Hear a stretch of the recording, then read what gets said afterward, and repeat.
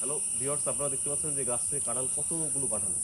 এখানে যদি এখন উঠি তাহলে অ্যাটলিস্ট এখানে 7-8টা কাঁঠাল আমি পাকাবো। অলরেডি দেখা যাচ্ছে কয়েকটা পচেও গিয়েছে ওই উপরে। আর এখানে বাগানে যতগুলো কাঁঠাল গাছ আছে সবচাইতে বেশি মিষ্টি এই গাছের কাঁঠাল। এই গাছের কাঁঠালের সাইজগুলো লাল প্লাস ছোট ছোট দেখতে। আর এখানে দেখেন যে আরো কয়েকটা কাঁঠাল গাছ আছে, এদিকে এদিকে বা ওইদিকে সারা বাগান ব্যাপী কাঁঠাল গাছ আছে। আর ওর ভিতরে ওইদিকে গেলে আর ওইদিকে অনেকগুলো কাঁঠাল গাছ আছে। আর এই কাঁঠালগুলো খাওয়ার লোক নাই। মানে আপনারা যদি কেউ খেতে চান ফ্রি চলে আসতে পারেন এখানে যশোরের দামোহর কুন্দিপুর গ্রামে।